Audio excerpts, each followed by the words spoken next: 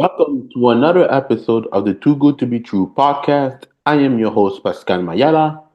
Uh, Today, we are talking about game three again. Actually, game four. Game three for the Timberwolves and the Golden State Warrior, and game four for the uh, OKC and Nuggets series.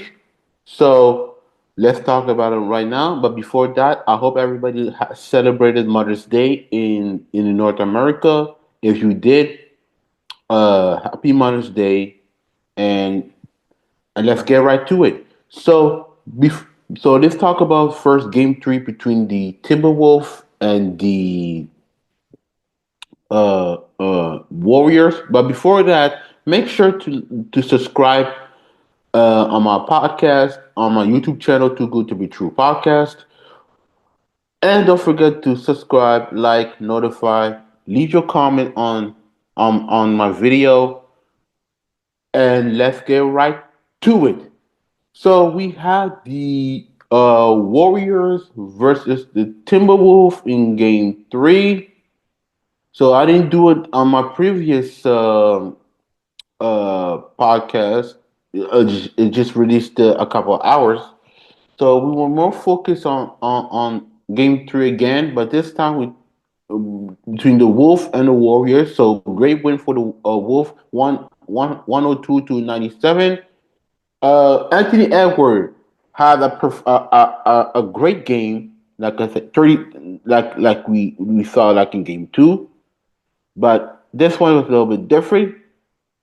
Game three, and the Ant Man have 36 points, 4 rebounds, 4 assists, one block, shot for 13 to the 28 on the field goal, 5 and 14 on the 3 point.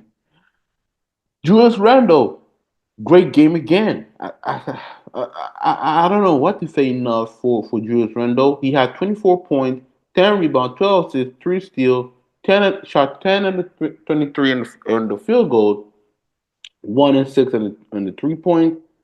Jaden McDaniel, 50 points, 6 rebounds, 1 assist, 1 steal, 2 block, shot for 4 and 7 on the field goal, three and 4 on the 3 point. Compared to the Warriors, to the Warriors, Jimmy Butler, which I'll get to him later. Jimmy Butler, he had 33 points, 7 rebounds, 7 assists, shot for 226 on the field goal, 2 and 4 on the 3 points. Buddy Hield, it's decent. 14 points, 4 rebounds, 5 assists, 2 blocks, shot for 5 and 11 on the field goal, 4 and 8 on the 3 points. Jonathan Kaminga came out on the bench and performed because I was questioning about him too. He had 30 points, 6 rebounds, 3 assists, 2 blocks, 11 shot for 11 and 18 on the field goal, 3 and 4 in the 3 point. Now, what can I say about this game? I can say that Jimmy Butler did stepped up, and I did call them out on my podcast. It seems like Jimmy Butler is listening to my podcast some recently. So he had a great game, despite the loss. Um, Despite the loss, he stepped up. Jonathan Kaminga, remember, Steve Kerr did not play him in the regular season because he didn't fit in with this system. And now that he stepped up and that Steph Curry is injured, probably we're gonna see Steph Curry in game four, game five, but I presume game four. He had like 30 points, shot for 11, and like I said, 11 18 on the field goal, 3 and 4 on the 3 points. And this is what you want from Jonathan Kaminga. And I do believe that I think he's gonna play game four if Steph Curry may not be back. But it's disappointing for the Golden State Warriors because without Steph Curry, they pretty much lost. And I didn't mention the Draymond Green. Draymond Green 2 points, two rebound, four assists, two steal, 184 in the field goal, 1 in the 3 point. I'm pretty much disappointed because in this game he got fouled out. um, in this game.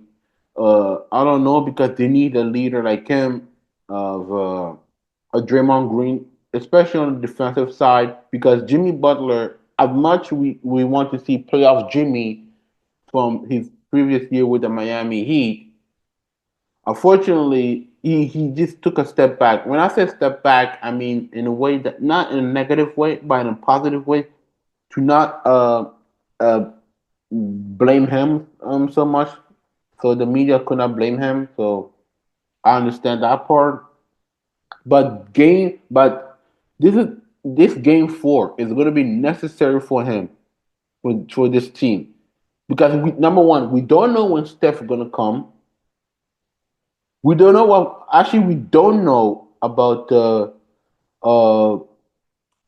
Jonathan Kaminga if he can continue like that.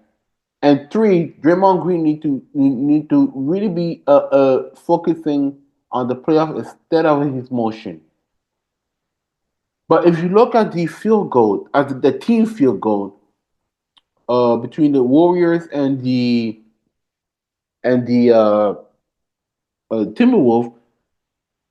I mean, in the field goal, they're pretty much even, 43.9%. That's like 44, about 43, compared to the Golden State Warriors, 43.2%. But in the 3 point, I'm pretty much surprised. I'm pretty much surprised that the Warriors had 43%, 43.5%, and that the Timberwolves 38%, and yet despite that they lost. So something had to Steve Kerr needs to adjust for Game Four. But like I said, we don't know about the Steph Curry return, and I don't know about that. If he does, I'll post it on my community on my YouTube channel. Now for the Wolf, Edman. I mean, Edman is Edman, man.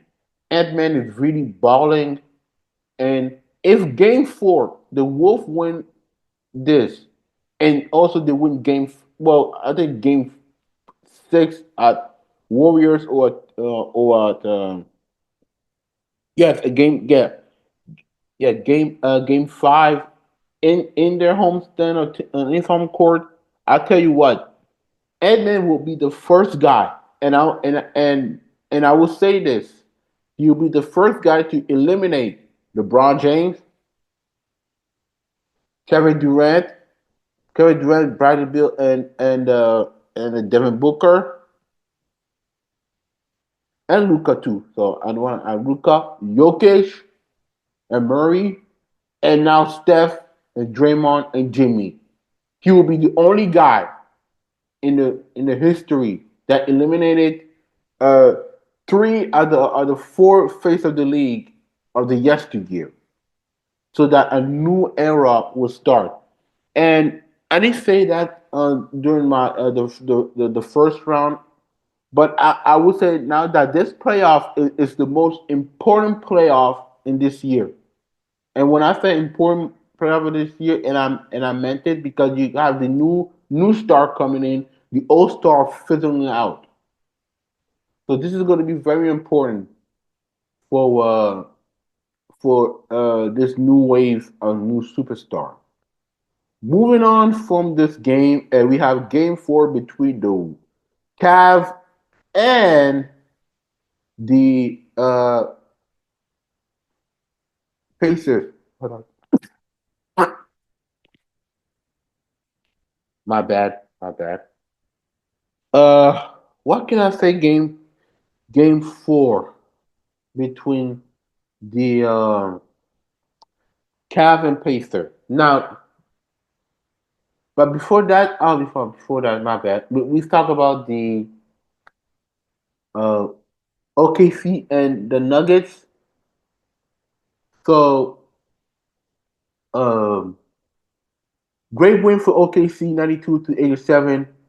SGA, 25 points, 6 rebounds, 6 assists, two steals, shot for 8 and 19 in field goal, 0 and 5 on the 3 point. And yes, his partner called Jaden Williams. That, like I said, I was worried about him because I didn't really touch on And I said it on my previous podcast. If you haven't watched it, I advise you to watch. I said this with his 30 point in the loss. How can he will adjust in game four? And this is what I was afraid of.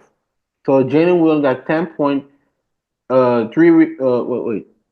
10.3 rebounds, 5 assists, 3 steals, one block, shot for 213 on field goal, 0 and 5 in the 3 point.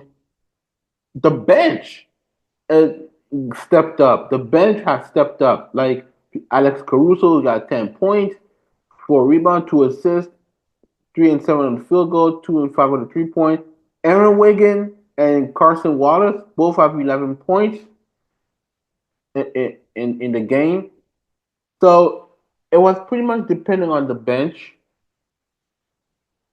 over the starters. But I'm not I'm so happy that the bench stepped up. But I'm pretty much disappointed on Luke Dirk again.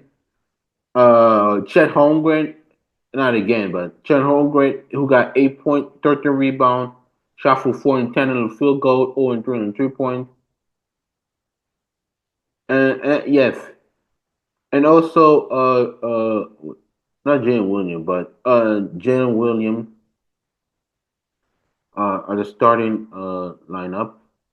Now for the Nuggets, um, Jokic had what 27 points, 13 rebounds, 3 assists, 4 steals, shot for 7 and 22 on the field goal, 2 and 8 on the 3 point. Jamal Murray 17 points, 4 rebounds, 5 assists, 1 steal, shot for 5 and 15 in the field goal, 2 and 5 on the 3 point. Christian Brown, same thing, 17 points, 4 rebounds, 2 assists, 3 steals, 1 block, shot for 4 and 11 field goal, 2 and 9 in the 3 point. Russell Westbrook from bench was disappointed. 6 points, uh, 3 rebounds, 1 steal, 1 assist, 1 steal, 2 12 on the field goal, 2 and 9 in the 3 point. Yes, like I said, Game 4 was a must-win for OKC, and they delivered. And also, it was a low scoring point, bringing back that old 2000 basketball moment that I grew up. Um, yes, like I said, I'm not gonna be surprised. It's gonna be a game 7. I'm not gonna be surprised that it's gonna be not a brawl match, like a physical match, like a boxing match, but which it is a boxing match. But it is a boxing match between OKC and the Nuggets. But this is those games I expect from these two teams, especially for OKC, because remember when I said about the HGA need help, he got help, but sometimes they don't show up. This is in those moments when I was talking about. Look at the field goal of OKC and the Nuggets as a team wise. OKC 35.6 percentage over the Nuggets 31%. They're both teams on the same percentage in the 3 point. So as like I said, I'm not gonna be surprised. It's gonna be a fifth match. It's gonna be a brawl, not a brawl in a negative, but a positive way. So great game for the OKC. But I'm not gonna do in this video. I'm not gonna do my predict. Actually, I'm gonna do my prediction a little bit, just a couple of seconds. But let's move on a final game. Um, Cavs versus the Pacers. Whew, what can I say? I mean, Pacers 129 to Cav 109. Let's start with the Cavs. Donovan Mitchell did not play the second half because he had a left knee injury. So yes, he had 12 points, 1 rebound, 1 steal, 1 block, shot for 311 in the field goal, 1 and 5 in the 3 point. But that was in the first half because he didn't play the whole second half of this game. Um, um, Jared, Evan Mobley, 10 point, disappointed, 10 point, 5 rebound, 1 steal, shot for 3 and 7 on field goal, 2 and 4 on 3 point. Darius Garland, 21.6, 1 rebound, 6 assists, 1 steal, 16-11 on field goal, 1 and 5 in the 3 point. Uh, Max Strus, 11 points, 4 and 9 in field goal, three and 7 in the 3 point. Shot 6 rebounds, 3 assists, and 1 steal. Uh, as on the bench, all their bench played. So Jalen Tayson, 11 points, 2 rebounds, 3 assists, 1 steal. Well, I don't want to read his field goals. Isaac Okoro, 13 points, two rebound, 1 steal. Shot for 5 and 6 in the field goal, and 2 and 2 in the 3 point. So what can I say for actually let's continue, I will say it later. But now for the Pacers, you know I didn't really bit criticize Tyler Halliburton because he had 4 points in what was it, like what game 3. Game 4 he had 11 points, 5 rebounds, 5 assists, shot 3 and 8 in the field goal, 1 and 5 in 3 point. Pascal Siakam, he had a great game. 21 points, 6 rebounds, 3 assists, 1 steal. Shot 9 and 10 on the field goal, 2 and 2 in the 3 point. Miles Turner, 20 points, 7 rebounds, 3 assists. Shot for 7 and 13 on the field goal, and 4 and 4 on the 3 point. Obi Toppin from the bench, 20 points, 5 rebounds, two assists, shot for 9 and 14 on the field goal, 1 and 4 on the 3 point. And TJ McConnell, 13 points, 2 rebounds, 8 assists, shot for 5 and 9 on the field goal, 1 and 2 in the 3 point. Yes, what can I say about this game? I mean, the Pacers just dismantled the Cavs. And also I can't say I can blame because the Cavs because injuries have prevented them even in the second round, not even in the first one from game 3 and 4 against the Heat. Darius Garland was injured. Then we found out that Evan Mobley and was injured. Now Donovan Mitchell is injured. We don't know his time when he's gonna come back. Um, what can I say? I mean, like I say, I mean, it's sad. Yeah, injury do play a part of the playoff, and nobody's healthy in the playoff. But it's the Cavs that we saw in the regular season. It's not the same Cavs we see in the playoff. Yes, people will say, but look at what happened against the Heat. Yeah, first of all, the Heat were not the same team. So let's pump the brake, ladies and gentlemen. And that they were playing against an inferior team that had traded Jimmy Butler for a couple of months, and you don't have you had Tyler Hero, your own and Bam, your only scoring team on the team. So it's so sad to see what's happening with the Cavs. But the Pacers are keeping their momentum, and Game 5 is a must win for the Cavaliers. But if you do not win this against the Pacers, that shows me that the Cavs are a regular season team. So let's listen what um, Coach Kenny Atkinson had got to say for the loss against the Pacers, and I will respond to that. Let's go.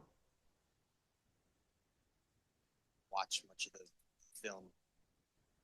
But what happened in the first half? They just got away I mean, complete domination by them is really, it's kind of the story, kind of in every facet.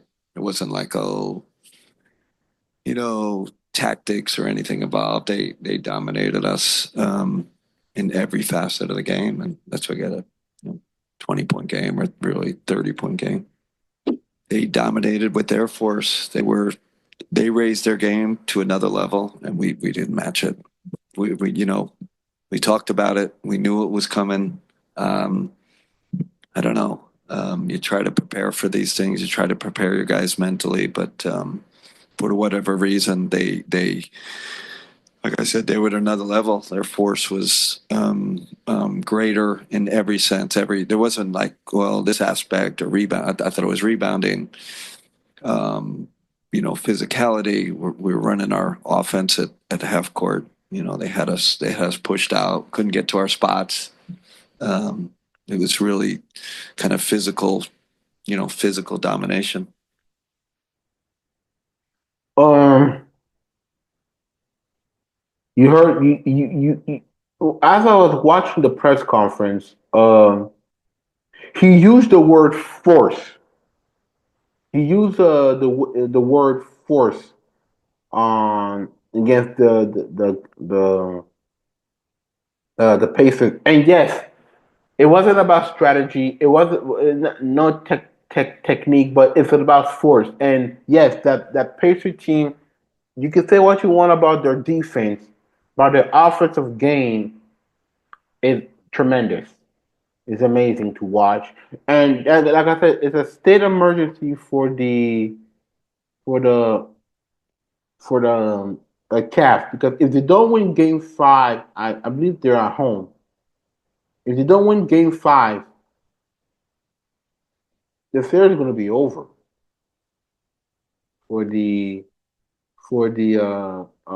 Cavaliers. Now, I want to talk about something that happened in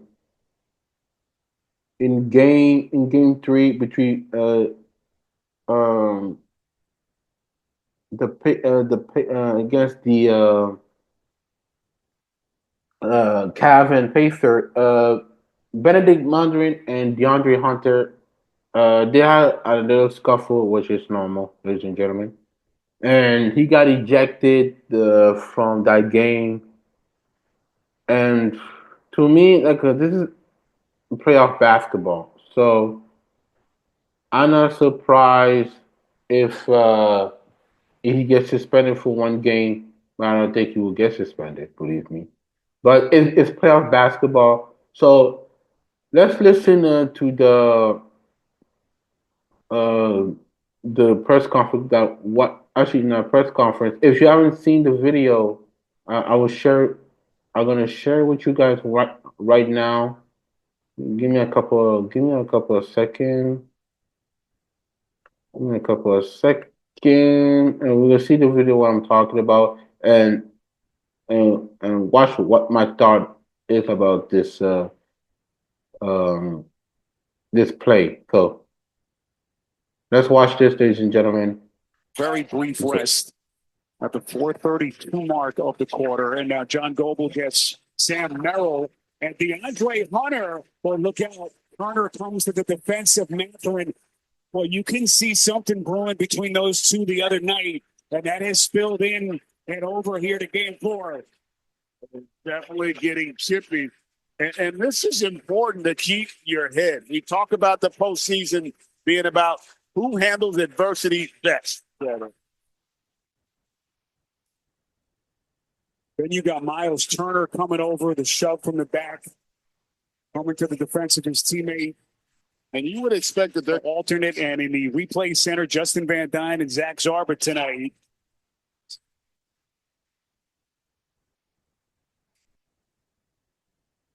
Again, Hunter took contacts right there. That kind of a little bit of I don't want to say a punch, but the extension of the right arm from Mathurin. DeAndre Hunter's a pretty mild-mannered guy. Yeah, just a scenario. Again, I understand wanting to have get back, but you got to do it in the course of the game. You can't do something as blatant as that. That just puts your team at such a disadvantage if you are ultimately ejected. Obviously, the length of this delay.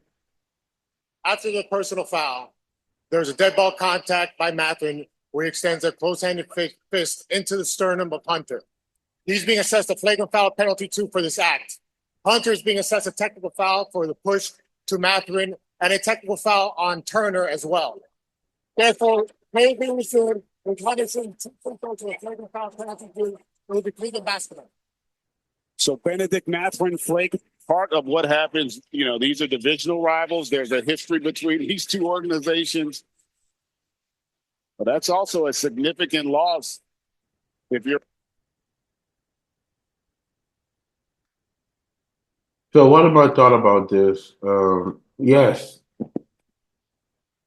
um, this is playoff basketball, but I'm not surprised about that. And if you didn't see DeAndre Hunter said the team need to be focused, and yet did not perform very well. So I need you, DeAndre Hunter, to step up for Game 5 if you really want to say let's focus. So because the way you play right now in game 4, it was non-existent. So that's all I got to say about that.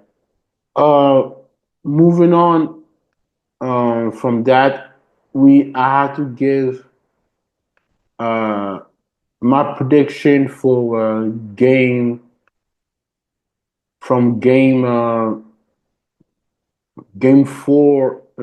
4 that will have on Monday.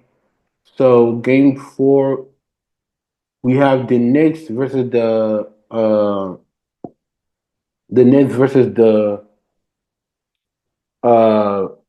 Celtics in Madison Square Garden. So my prediction is that Celtics are gonna win Game 4 because they found their mojo in Game 3, and that the Knicks they're gonna give them a fight, but we don't know about the Carl Anthony finger if we don't know if he's gonna play. But I got Celtic winning it in Game 4 because the Knicks out of they came a comeback from Game 1 and Game 2. Game 3, I mean, was no contest, but a Game 4 is a must win for the Knicks. And like I said in my previous video, I said that the Knicks when they lost game uh, Game 3, I said it that the Knicks are gonna go back down to earth a little bit, and that also if they lose Game 4, they're going back down to earth quickly, very quickly. So I guess Celtics in Game 4. Uh, Wolf versus Warrior. Game 4 in Game 4. Uh, Without Steph Curry, I wanted to pick Golden State Warrior, but without the confirmation of Steph Curry coming back, I got the Wolf winning in Game 4 because the Edman was still going to show up. Jimmy Butler did show up, but he took a little bit of step back that not get the criticism. But Golden State Warriors need Jimmy Butler, be the same Jimmy Butler that took Miami Heat to the finals. And also in the playoffs too. So that's my opinion. Thank you very much for listening to this podcast. That's all for today. If you want to follow me on social media, it's Instagram. It's Pascal underscore Mayara underscore 15. Same thing with Threads and X formerly Twitter. Is at Pascal Belly versus PMM. Let me repeat this again. At Belly versus PMM. So don't forget also to subscribe, like, notify, leave your comment on my video, and thank you very much. And I'll see you next time.